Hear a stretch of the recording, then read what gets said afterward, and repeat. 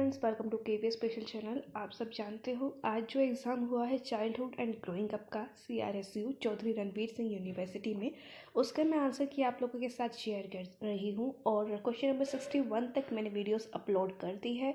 इसमें आप लोग देखोगे 62 से लेकर के क्वेश्चन नंबर 80 तक क्या आंसर रहे हैं और क्वेश्चन भी साथ में डिस्कस करेंगे।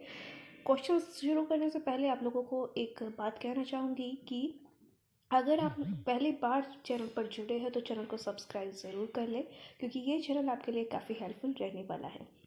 क्वेश्चन नंबर 62 आप लोग अपनी स्क्रीन पर देख सकते हो। Which of the following statement is true about learning? अधिगम को लेकर के इनमें से कौन सा कथन सत्य है?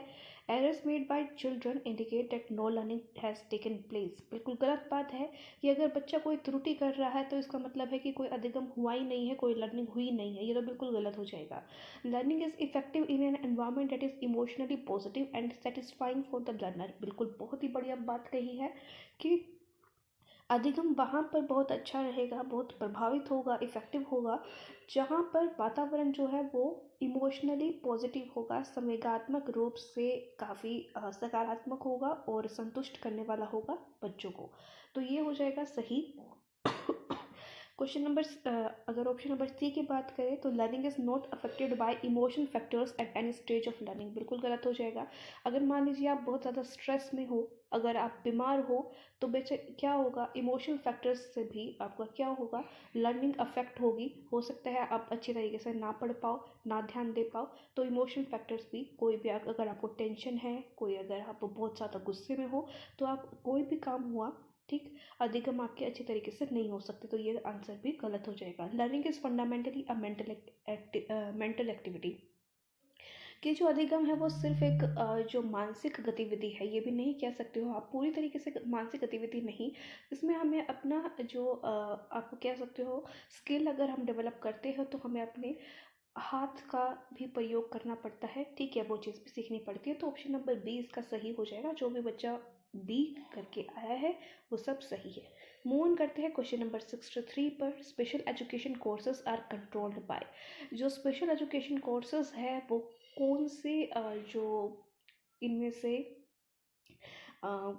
संस्था है जो कंट्रोल करती है स्पेशल एजुकेशन कोर्सेज को? Special education council of India, rehabilitation council of India, national council of teacher education, medical council of India. So तो जो भी बच्चे ना ऑप्शन नंबर बी करके आए हैं रिहेबिलिटेशन काउंसिल ऑफ इंडिया, वो सब सही है। बी इसका राइट आंसर हो जाएगा, ठीक है। मूव ऑन करते हैं नेक्स्ट क्वेश्चन पर। Question number 64। Cephalocaudal principle of development explains how development proceeds from. बहुत ही इजी क्वेश्चन। दो तरीके की डेवलपमेंट होती है। शिफेलोपोडल जो कि हेड टू टो की तरफ होती है, सर से पैर की तरफ होती है, और दूसरी प्रोक्सिमोडिस्टल जो कि सेंटर से पेरिफेरी की तरफ होती है, ठीक है। तो ये पूछा है शिफेलोपोडल, तो राइट आंसर हो जाएगा option number C, head to toe. Question number 65। Fitting new information into existing schemes is known as. जो भी नई इंफॉर्मेशन है उसको जो हमने स्कीम्स बनाई हुई है, जो हमारे पास इंफॉर्मेशन है वो एग्जैक्टली फिट हो जाए तो उसको क्या कहेंगे? एकोमोडेशन कहेंगे, इक्विलिब्रियम कहेंगे, एसिमिलेशन कहेंगे, या फिर ऑर्गेनाइजेशन कहेंगे? देखिए बेटा, एकोमोडेशन तो वो होता है जब हमें मॉडिफाई करने पड़े, जब हमें कोई नई नॉलेज मिल रही है वो हमारे प्रीवियस नॉलेज से मैच नहीं होती और हमें मॉडिफाई करना पड़े अपनी प्रीवियस नॉलेज को, तब होता है एकोमोडेशन। इक्विलिब्रियम होता है जब एक एक सामंजस्य कह सकते हो, एक एसिमिलेशन और एकोमोडेशन के बीच में इक्विलिब्रियम स्थापित हो तब होता है। एसिमिलेशन हो जाता है न्यू इन्फॉर्मेशन में एग्जिस्टिंग स्कीम्स फिट हो जाए, तो एसिमिलेशन इसका राइट आंसर हो जाएगा सी। जो भी बच्चे करके आए हैं वो सब सही है। Question number 66। अकॉर्डिंग टू पियाजे during the first stage of development birth to about 2 years age a child learns best. पहली जो स्टेज होती है ना, सेंसरी मोटर स्टेज, उसमें बच्चा बहुत अच्छी तरीके से किस तरीके से सीखता है? तो आप सबको पता होगा कि सेंसरी मोटर स्टेज जो आपको नाम से ही पता चल रहा है, तो इसमें बच्चा किस से ज़्यादा सीखेगा? सेंसेस के थ्रू, अपने इंद्रियों के थ्रू, है ना। तो इसका राइट आंसर क्या हो जाएगा? ए। बाय कॉम्प्रिहेंडिंग नेचुरल वर्ड्स नहीं होगा। थिंकिंग इन एब्स्ट्रैक्ट फैशन बिल्कुल नहीं होगा, ये तो आपका फॉर्मल ऑपरेशन में हो जाएगा। By applying new acquired knowledge of knowledge, ये भी नहीं होगा। आंसर ए सही है। ऑप्शन ए सही होगा। मूव ऑन करते हैं नेक्स्ट क्वेश्चन पर। Question number 68, 61 is missing hair. Ram breaks toys and dismantles them to explore their components. Ram क्या कर रहा है, अपने एक खिलौने को तोड़ रहा है और फिर उसको जोड़ रहा है। ठीक, तो इस चीज़ से आप क्या करोगे? अगर ये आप चीज़ देखते हो तो आप क्या करोगे? पहला, never let Ram plays with toys, कि आप कभी ज़िंदगी में राम को खिलौनों से ही नहीं खेलने दोगे। दूसरा, always keep a close watch, हमेशा बहुत निगरानी रखोगे उसके ऊपर। ठीक, तीसरी बात कही कि उसका जो नेचर है ना, क्यूरियोसिटी वाला नेचर है, उसको प्रोत्साहित करोगे। और जो एंड चैनलाइज हिज एनर्जी, जो उसकी शक्ति है, उस बच्चे के अंदर लॉट ऑफ एनर्जी होती है। ठीक है, और आपने देखा होगा दिन भर बच्चा खेलता कूदता रहता है, लेकिन उसको हम ना चैनलाइज कर सकते हैं, बहुत पॉजिटिव चीज़ों में भी लगा सकते हैं। तो make him understand that toys should not be broken, या हम उससे कहेंगे कि खिलौना बिल्कुल नहीं टूटना चाहिए। तो इसका राइट आंसर बेटा हो जाएगा सी, कि बच्चे का जो नेचर है ना, इंक्विसिटिव नेचर, कि कुछ एक्सप्लोर करना, कुछ जानना, तो सी इसका राइट आंसर होगा। जो भी बच्चा सी करके आया है वो सब सही है। Next question is question number 69, every learner is unique means that. इसका मतलब है कि दो लर्नर अपने आप में एक दूसरे से अलग है। इसका मतलब क्या हुआ? No two learners are alike in their abilities, interest and talents. घूम फिर के ये बात किसकी कर रही है? इंडिविजुअल डिफरेंसेस की, व्यक्तिगत विभिन्नताओं की। और आपने देखा होगा इंडिविजुअल डिफरेंसेस से काफ़ी सारे क्वेश्चंस आए हुए हैं। जो बच्चा ए करके आया है वो सब सही है। मूव ऑन करते हैं नेक्स्ट क्वेश्चन पर। Question number 70, self regulation of learners refers to. Right answer हो जाएगा सेल्फ रेगुलेशन का option number A, their ability to monitor their own learning, अपने जो अधिगम है उसको जानना, उसको परखना की क्षमता सेल्फ रेगुलेशन हो जाएगी। क्वेश्चन नंबर 71 स्क्रीन पर देख सकते हो। Kohlberg has given the theory of.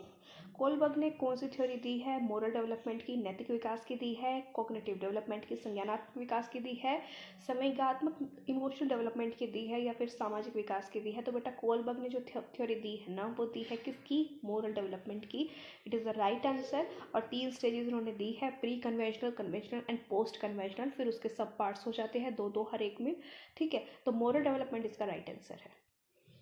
Question number 72 screen पर देख सकते हो। Individual learns from his own mistakes, बच्चा अपनी गलतियों से सीखता है। ये जो स्टेटमेंट है कौन सी लर्निंग थ्योरी को शो करती है? किस, ये जो कथन है किस लर्निंग थ्योरी पर बेस्ड है?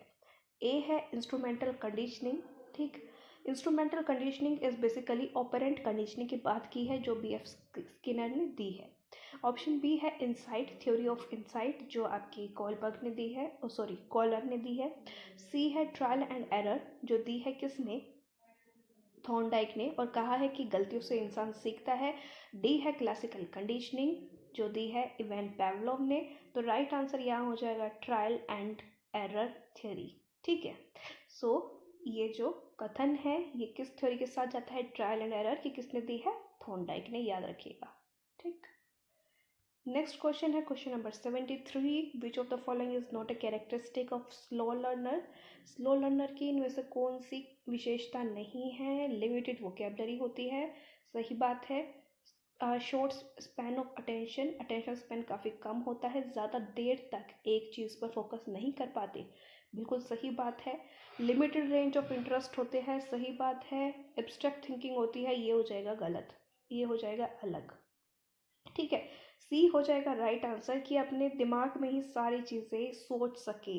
2 तरीके की थिंकिंग होती है, एक होती है कॉन्क्रीट थिंकिंग, ठीक है, जिसको हम मूर्त चिंतन भी कहते हैं। क्या कहते हैं? मूर्त चिंतन। दूसरी हो जाती है एब्स्ट्रैक्ट थिंकिंग, जिसको हम अमूर्त चिंतन कहते हैं। तो मूर्त चिंतन जो होता है ना, बेसिकली जो चीज़ हमारे सामने है उसकी हम थिंकिंग कर सके, उसके बारे में हम कल्पना कर सके, जो हम चीज़ देख सकते हैं उसकी।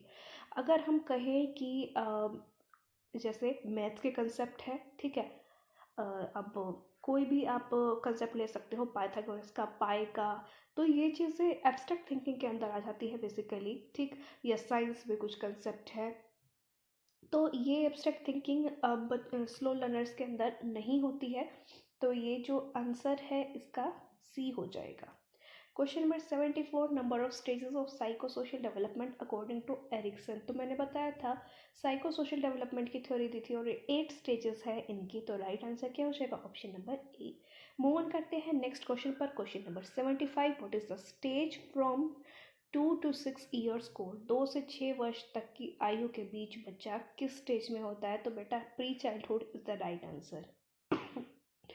ये याद रखिएगा कि 0 से 2 होगा तो शिशु अवस्था होगी, इन्फेंसी होगी। 2 से 6 होगी तो प्री चाइल्डहुड होगा। लेटर चाइल्डहुड में आपका क्या हो जाएगा? 6 से 12, जो जिसे आप पूर्व बाल्यावस्था भी कह सकते हो। ठीक है, मतलब बाद वाली जो बाल्यावस्था है, हिंदी के टर्म्स मुझे इतना पता नहीं है, तो इसका राइट आंसर प्री चाइल्डहुड होगा। ठीक है।